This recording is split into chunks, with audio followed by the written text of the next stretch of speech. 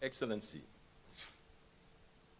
on behalf of my colleagues gathered here today, I would like to express my deepest appreciation for taking time from your very busy schedule to host us on this day of the African Day.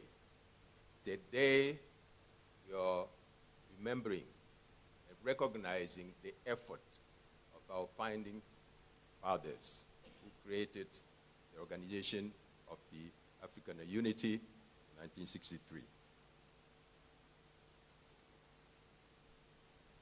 In terms of foreign policy, the Republic of South Africa carries a very major voice in the world. Through its proactive engagement in all major events occurring in the world, South Africa, since attaining its freedom almost 24 years ago, has significantly contributed to a number of major initiatives in the world. And I will just mention just a few. South Africa has been deeply engaged in the restructuring of major regional and international institutions such as SADC, African Union, United Nations Security Council, WTO, the World Bank Group, and so forth. South Africa has been a leader on this continent to promote peace and stability, not only on the continent of Africa, but also in the Middle East and beyond. The country has also successfully hosted a significant number of major international events, including some major sports events like Rugby World Cup, Soccer World Cup, and so forth. Today, South Africa is the most industrialized country in the continent of Africa. And as such, the country has leveraged itself as a gateway for investment purposes on the continent of Africa. We therefore, Your Excellency, salute the contributions that South Africa has made in the international arena. Your Excellency, immediately upon assuming your office as the new President of the Republic of South Africa, you hit the ground running in terms of diplomacy.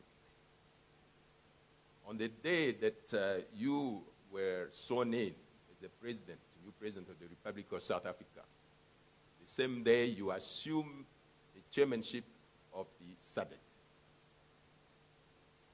Before you were even able to settle in your office, you were off to Davos. And upon your return, you visited SADC sister countries in the region. You even had a couple of bilateral commissions. And then, as if that was not enough, you were back again, Commonwealth, G20, and so forth. In July, you're going to host a summit, and then in August, you'll be heading to Namibia to hand over the presidency, the chairmanship of SADC to Namibia. This, to us, is a tangible evidence of your unwavering commitment to enhancing South African foreign policy. Your Excellency, we, as members of the diplomatic corps, we are here in South Africa to build the bridges with the host country. This is why we deeply appreciate Minister Lindiwe Sisulu's commitment to maintaining a close dialogue with the head of missions accredited to the Republic of South Africa. We believe that through a constructive dialogue with the policy makers of the country, in this country, we can be your strategic partners, not only in the design, but also an implementation of your foreign policy. It can be your voice. Your Excellency, we have also been watching your effort to promote good health habits in this country. I would like today to challenge my colleagues here to imitate you and start working every Saturday morning by choosing a path here in Tshwane so we can also promote the good health habits in the country. Do I hear the applauses?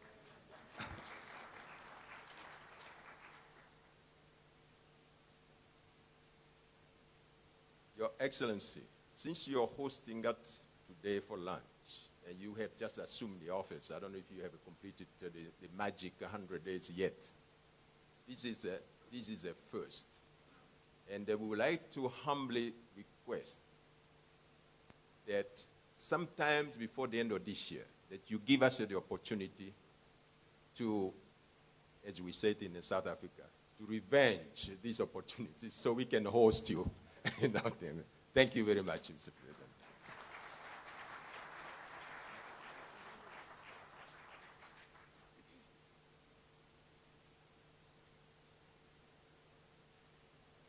To revenge. And I want to see that revenge. Thank you, Ambassador Mpoko. Now, ladies and gentlemen, distinguished guests, allow me, and let's do that in a respectful way, as we did when the President came in. Allow me to call the President of the Republic of South Africa, His Excellency, Mr. Cyril Ramaphosa, to deliver the keynote address.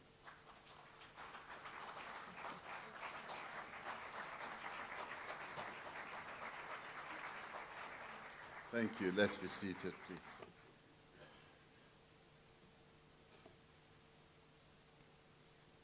Thank you very much, Program Director, Deputy Minister Haule.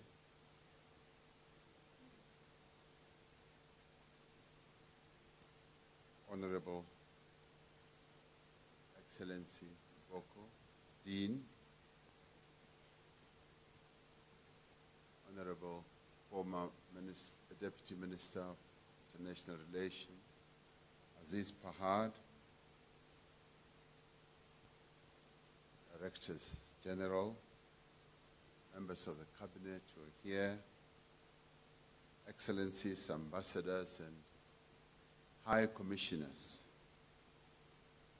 Today, as we gather here, we celebrate the most important day in the life of our continent. This is Africa's premier celebration, Africa Day. We should, as we celebrate this most important day, also take a moment to recall and reflect and celebrate Africa's contribution to the monumental way that the world has developed. For Africa has made a monumental contribution to the way we are today as the world. It is important that as we celebrate Africa Day, we should deal with the essence of being Africa and the essence also of being Africans. And also deal with that, remember that historic role that we played as Africa in the evolution of humanity and the development of the world. A writer or an author called John Reader, in his book called Africa, Biography of the Continent, reminds us that about 100,000 years ago, a group of humans, he calls them modern humans, left Africa for the first time and progressively colonized the rest of the world. He says modern humans who left this continent. And I think he was short of saying, or a bit shy to say, a group of Africans left the African continent and set out to colonize the whole world. The innovative talent, he continues, they had developed in Africa carried them into every exploitable niche of the world.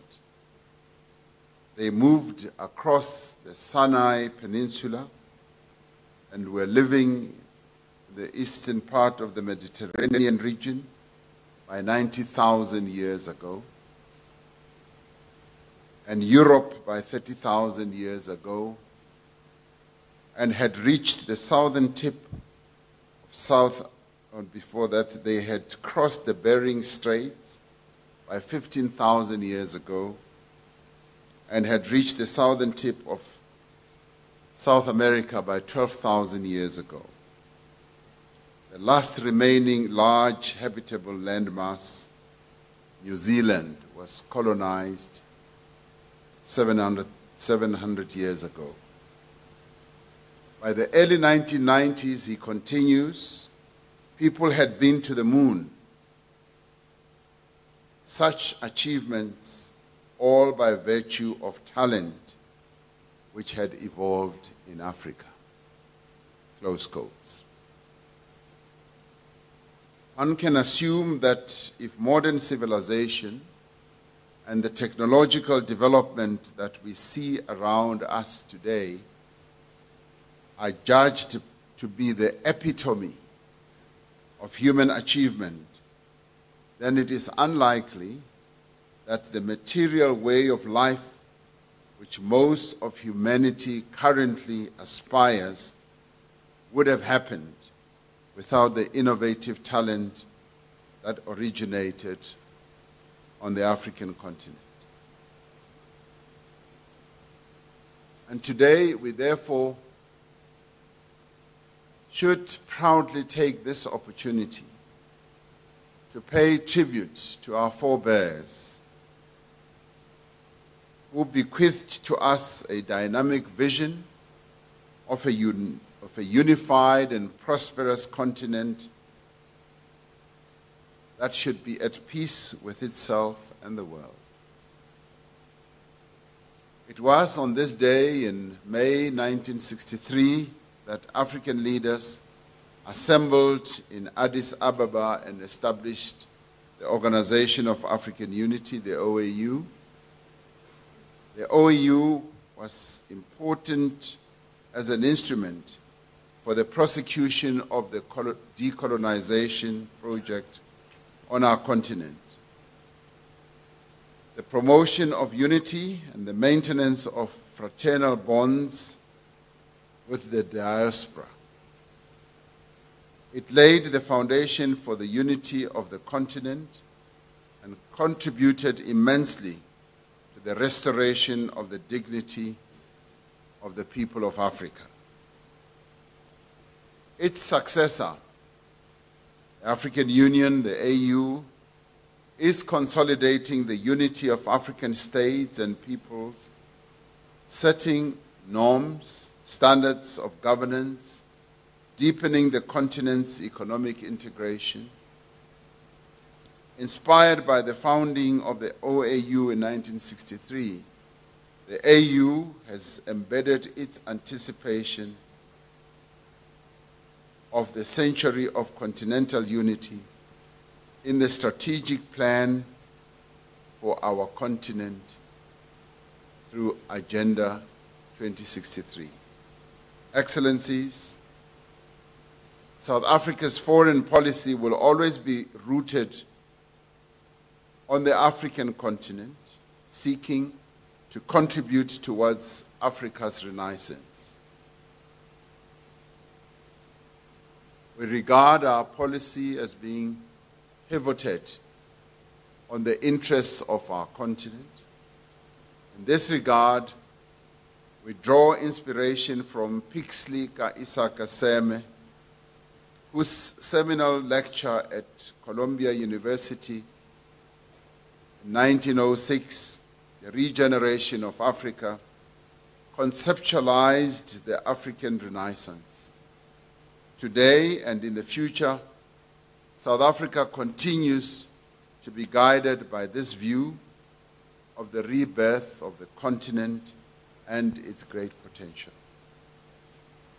The African agenda, which has been the hallmark of our African policy on the continent, is the program through which we are seeking to realize this renaissance, predicated on Pan-African solidarity and cooperation. As we have done since our liberation, we are determined to redouble our efforts in contributing to peace and security, development and prosperity for Africa.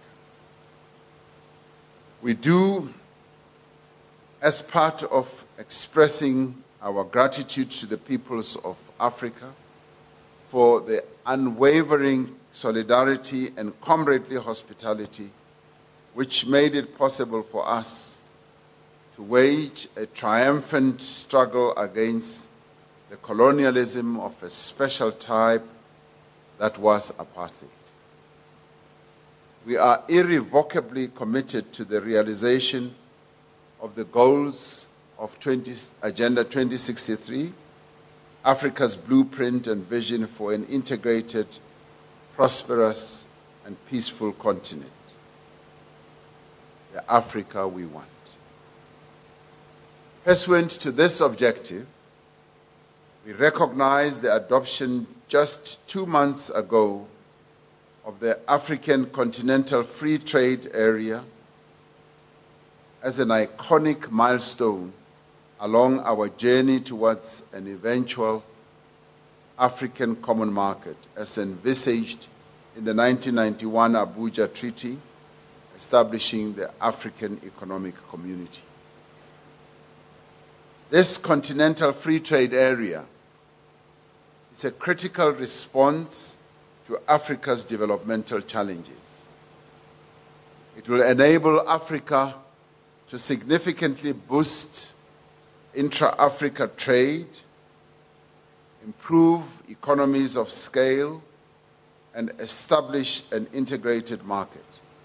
It will also be a catalyst for industrial development, placing Africa on a path to exporting value-added products, improving Africa's competitiveness both in its own markets and globally as well. Leveraging on a population of over 1 billion people, the African Continental Free Trade Area will create a market of approximately $2.6 trillion, thereby addressing Africa's key development challenges such as unemployment and poverty reduction. Excellencies, today we can safely say that the experience and specter of conflict in Africa has declined dramatically, and most or more African countries are secure than ever. The peace dividend experienced by a number of countries previously stricken by conflict, such as Cote d'Ivoire, Rwanda, has translated into unprecedented levels of economic growth for those countries. Cote d'Ivoire, together with Ghana, Ethiopia, Djibouti, Senegal, and Tanzania, are now part of the 10 fastest growing economies on our continent and also in the world. We, however, remain deeply concerned by the ongoing insecurity in the east of the DRC, in the Sahel region, in including in Libya, Somalia, and the ongoing conflict in South Sudan. We are hopeful that concerted efforts by the AU and its subsidiary organizations in cooperation with the United Nations will lead to peaceful and durable solutions to these conflicts. These and other efforts should contribute towards the attainment of one of the goals of Agenda 2063, namely silencing the guns by 2020. By the end of this year, 20 countries in Africa would have held presidential and parliamentary elections. This impressive number of countries choosing the ballot rather than the bullet to determine its leaders is a clear indication of political progress and the deepening of democracy on our continent. We wish all the fraternal countries that will be holding elections this year a peaceful, free, and fair ballot that represents the will of the people. Excellencies, as you are aware, the AU's theme for 2018 is winning the fight against corruption, a sustainable path to Africa's transformation. The selection of this anti-corruption theme is pertinent as it raises one of the most pervasive scourges impacting on good governance and stunting economic development in Africa. In fact, corruption undermines the very fiber of the Africa we want, as envisaged in the AU's Agenda 2063.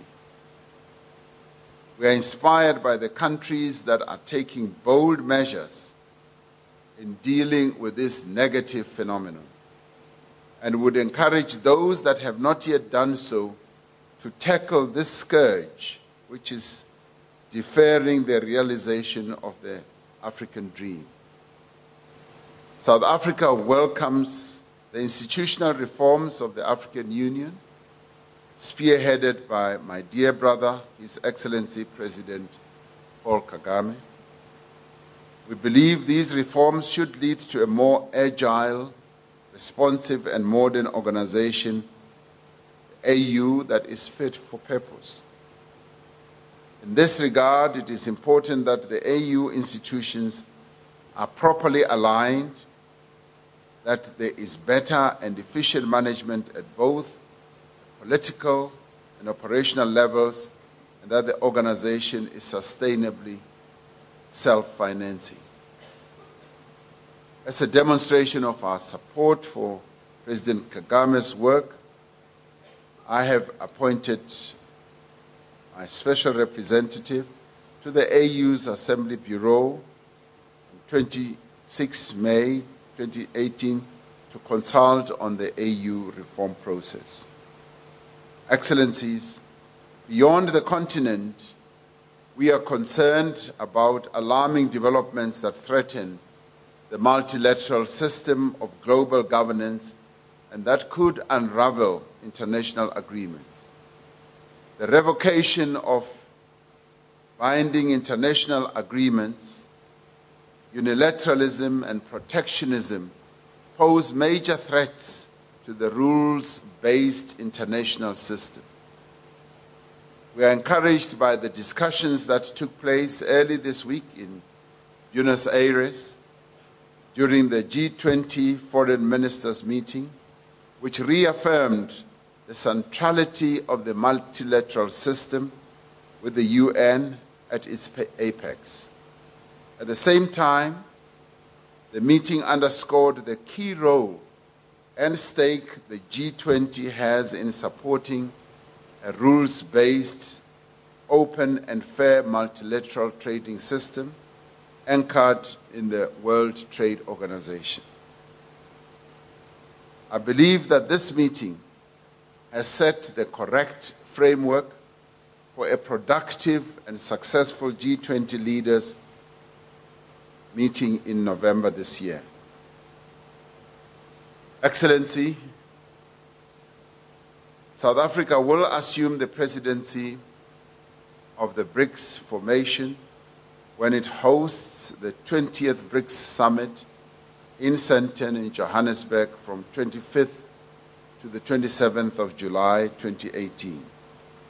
South Africa will continue to champion the interests of Africa within the BRICS formation and will, in this regard, convene an outreach session with African leaders. We believe this session will provide a wonderful platform for discussing ways and means of deepening cooperation with BRICS countries, including support for continental industrialization and infrastructure development programs. South Africa will be relinquishing the African co-chair position of the Third Forum on China-Africa Cooperation FOCAC Summit that will be hosted in Beijing later this year in China in September. We are extremely privileged to have been part of the efforts to elevate this partnership to a new strategic level, as well as the Chinese commitment of providing $60 billion for Africa's socio-economic development. South Africa will continue to support the incoming African co-chair in ensuring that the continent continues to derive the maximum potential from the partnership. Excellencies, we are humbled by the endorsement that we as South Africa have received from the AU to serve in the UN Security Council for the period 2019 to 2020. We aim to use this opportunity, succeed, to promote peace and security in the world, and more specifically in Africa, where most of the world's conflicts are located. As in its previous 2 terms on the UN Security Council, South Africa will place emphasis on African Union, UN cooperation. As we approach the June elections at the General Assembly, we would like to take this opportunity to solicit your strong and abiding support for this candidature. This year marks the centenary of the birth of the founding father of our democracy, President Nelson Rolihlahla Mandela. As we celebrate his centenary, we remember Nelson Mandela as the struggle stalwart, freedom fighter, and the first democratic president of South Africa. We also remember his commitment to justice, equality, non-racialism, and to the development of South Africa. More generally, we should continue to honor the life and legacy of our continental leaders, including Nelson Mandela and many others. During this centenary year, we pay tribute to one of Africa's greatest sons, who left undoubtedly an indelible mark on our society and provided an example for Africa in its pursuit for a prosperous, just, and peaceful continent. I wish to close in the words of Kwame Nkrumah, who said, "The forces that unite us are intrinsic and greater than the superimposed influences that keep us apart." As Africans, let us remain united to build a very strong Africa. Thank you very much.